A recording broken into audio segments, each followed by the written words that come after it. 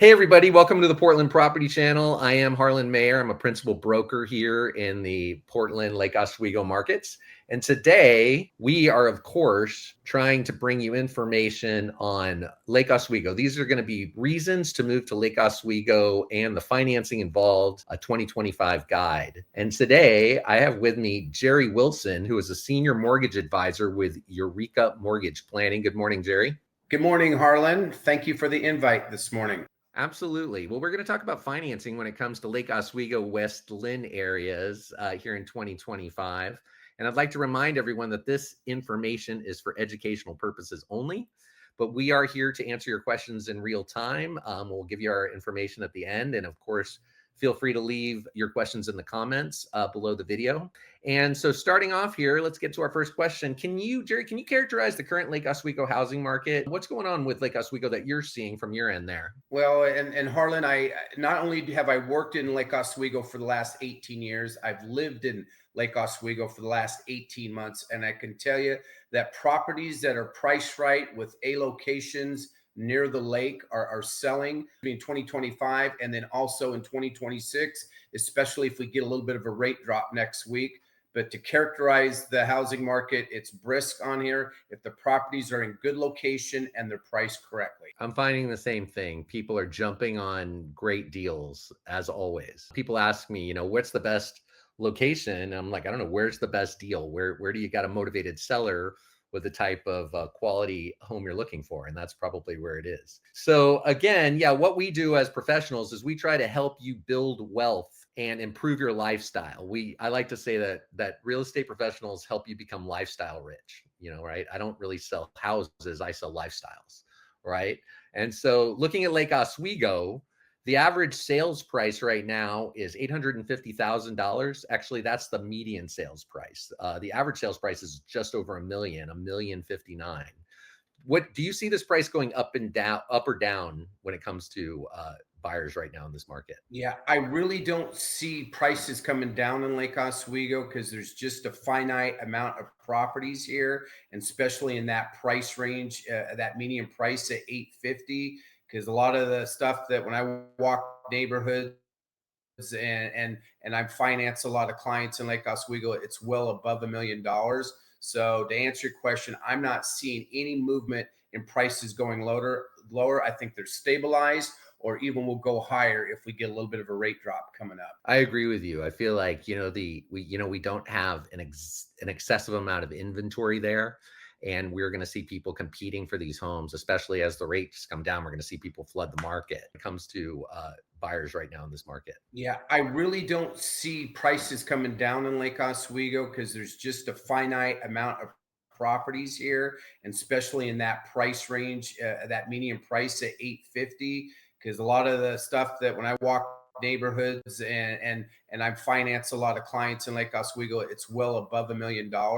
So to answer your question, I'm not seeing any movement in prices going lower. I think they're stabilized, or even will go higher if we get a little bit of a rate drop coming up. I agree with you. I feel like we don't have an excessive amount of inventory there, and we're going to see people competing for these homes, especially as the rates come down. We're going to see people flood the market. What type of buyers are moving to Lake Oswego right now? Are they mostly families looking for good schools, executive relocations, retirees, downsizing, or something else? What are you seeing with your clientele? It's a great question, Harlan. I'm going to say all the above.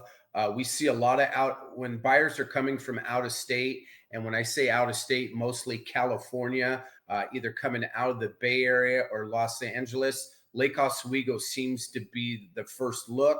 And part of that reason is because the school districts are so great here, with Lake Oswego High School and Lake Ridge. Both are two of the top 10 high schools in the state. And you got to think about it. If you're in the Bay Area, LA, most likely you're paying $30,000 a year for private school per kid. So if you have 2 kids, that's $60,000 a year after tax dollars that you don't have to pay if you decide to reside in Lake Oswego.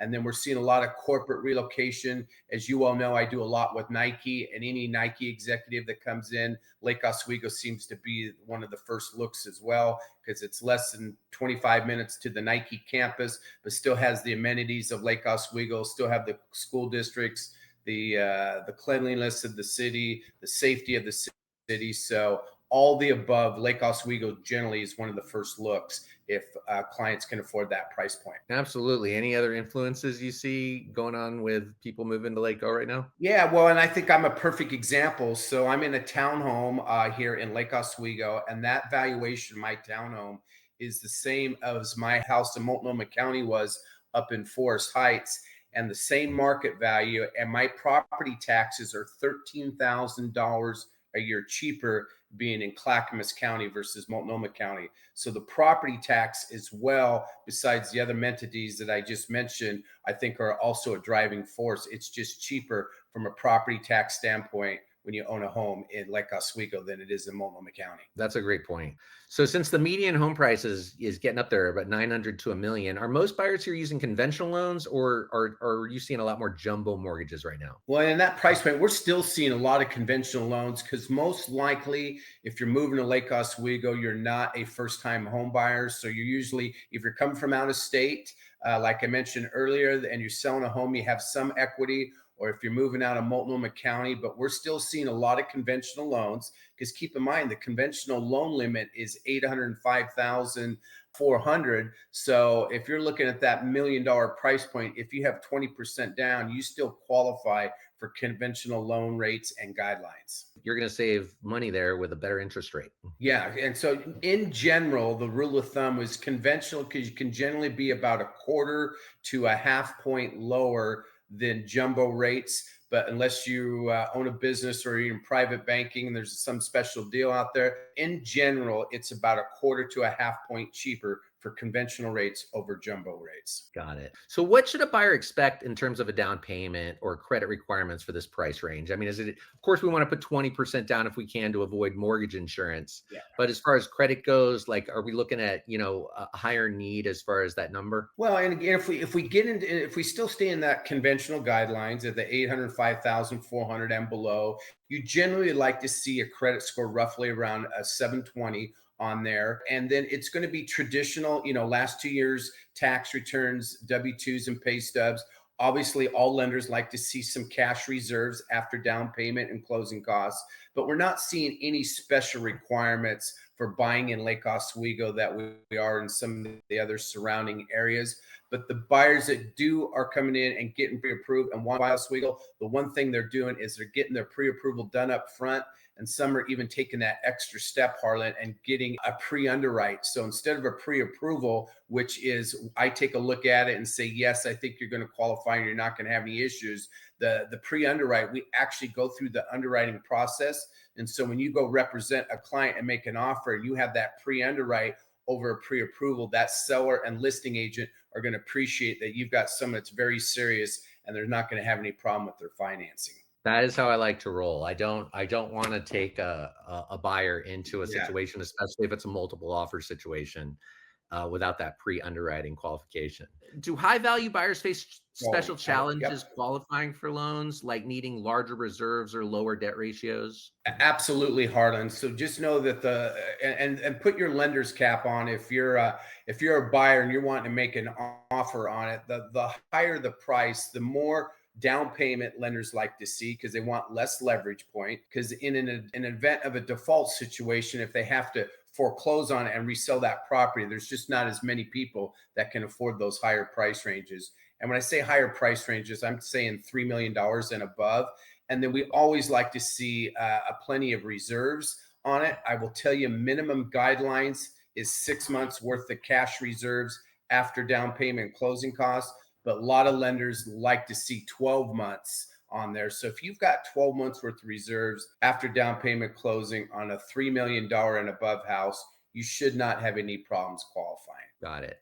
So are certain loan Okay. types, FHA, VA, uncommon in a luxury market like Lake Oswego? People ask me about that sometimes. So the VA loan program will allow to go up to $1,500,000 without a down payment.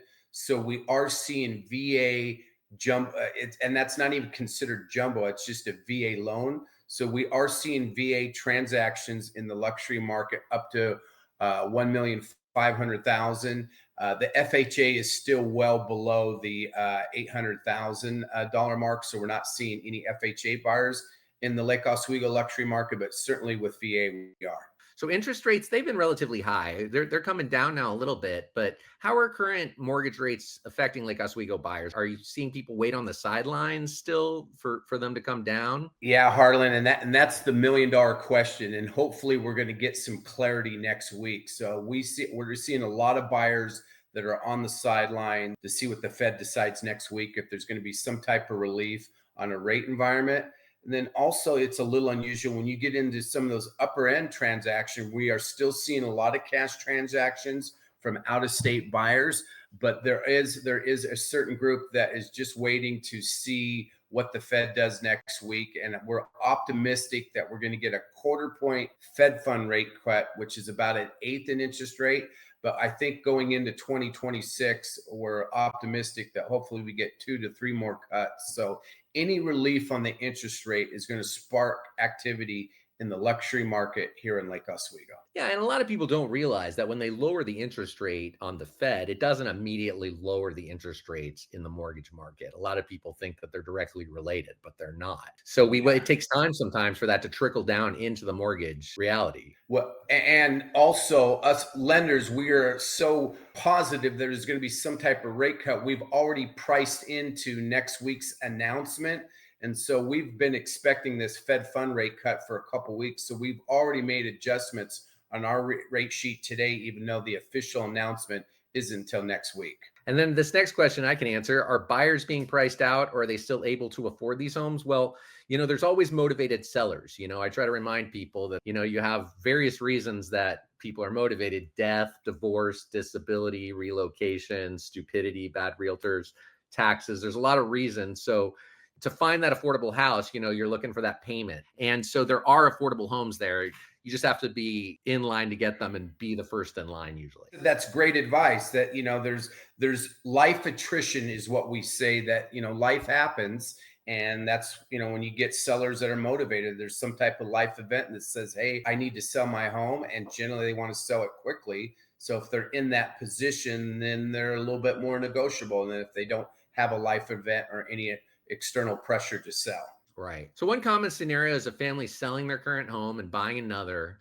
There's a bridge loan. There's a loan that you can get that's a bridge loan that works so that they can use the equity in their home to buy first. Can you just explain a little bit how that works? Yeah, the idea of a bridge loan is, how do I tap into my equity today without having to sell my property so I can make an offer on the new house that I want to buy? Because a lot of sellers don't want to go contingent on their offers because there's just too much uncertainty.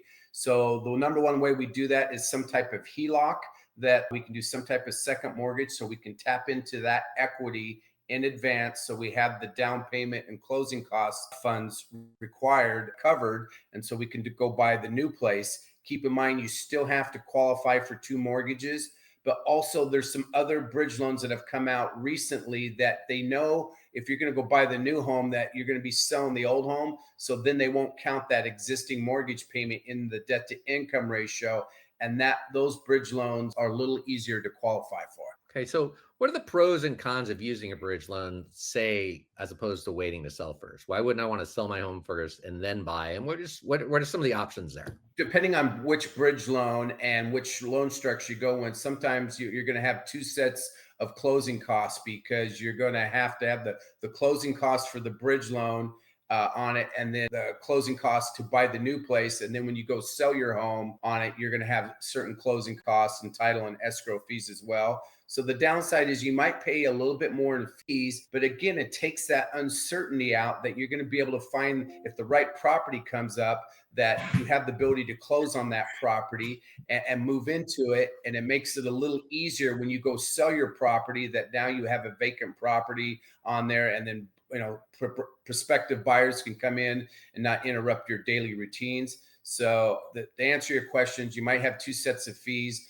but most people like the idea of being able to move and then put their house on the market to list to sell. And then I would much rather be able to list a vacant house, and as opposed to one that they're living in, it makes it potentially a much better situation, that people can move in more quickly and sell it more quickly. So as a real estate agent, I like that. With Lake Oswego now opening to public recreation, do you think this will influence buyer demand in Lake Oswego? I'm seeing, people with a lot of concern with value. People worry that their houses are worth less now that there's public access. How are you finding this? Well, and that's that's going to be an evolving question, and I think time will tell. But and I see both sides of the argument because I walk the path almost every night where the public access is, Harlan. And so the sentiment on the buyers that are on the lake or part of the Lake Corp, they have to pay a $7,500 transfer fee when they buy that property that has lake easements, and there's also some maintenance requirements on recreational vehicles.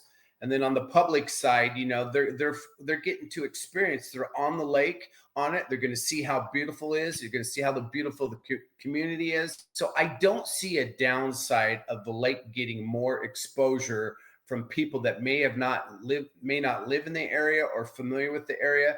But once they get to experience it, they're going to realize, wow, how special this is in the Northwest, and especially the proximity to downtown. So I think it will eventually bring more buyers to the area in Lake Oswego once they experience the lake. Yeah, I have not heard of a lot of disruption from the lake homeowners, that they're experiencing real serious problems. They may not like it, but they're not experiencing significant differences in their lifestyle. I see where that public access point is, and I'm seeing 2 to 3 paddle boarders at a time going in there. So I'm not seeing heavy traffic going on the lake, but over time, I'm sure it'll get more popular. But the experience that I'm hearing and I'm seeing is when they come off the lake, it's been a pretty good experience for them. Absolutely.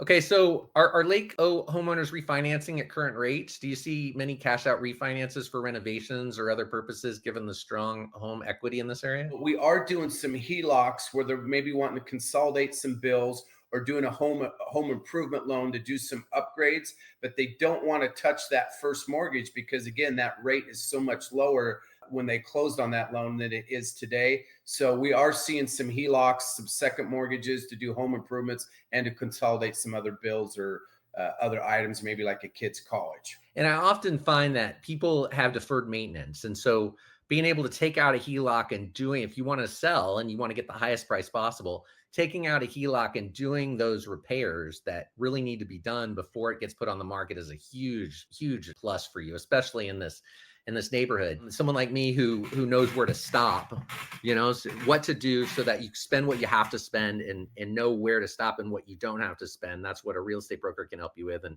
something I'm really passionate about. In comparing Lake Oswego and West Lynn, which is another high-end market just south of Lake Oswego, have you noticed any difference in loan patterns or buyer needs between the two communities? No, I think they're pretty similar, Harlan, because I think a lot of the price points are pretty similar. So there's not really a differentiator between a buyer in West Lynn and then a buyer in Lake Oswego as far as the ability to qualify or for down payment or credit scores. But I think it does, there is a little difference in maybe lifestyle, that if you really want to be on the lake or close to the lake, that buyer, maybe has a recreational vehicle and maybe a boat dock is going to be important to them. So then that price might be a little bit higher, but just pattern of buyers seems to be real similar because those two price points are pretty close. I would ask you, how do you prep your buyers, coming into the Lake Oswego and West Lynn communities, knowing that, hey, this listing is priced right. It may have multiple offers. It may have a lot of activity. How do you prep that buyer to go in if they want to make an offer? Well, if you're never going to be more than 83.6% sure you're going to want a house. Okay. So you're going to have to spend time in that house, get it inspected. And remember, in the state of Oregon, you have 5 business days to get out of any agreed transaction for any reason. So I really encourage people to make an offer once they're pretty sure they want that house, because you don't have to buy it, but they can't sell it to anyone else. So control in that situation is a good idea. Also, I like to be first in line. I like to be the first one and encourage people to do drive-bys as soon as something comes on the market if it works for them. I also do a thing called salmon fishing, which I call it salmon fishing, where I'm looking, at tired listings that have been sitting there, seeing if I can get someone to come down, $50, $75, $100,000 because they've already purchased another house and they're sitting there bleeding money.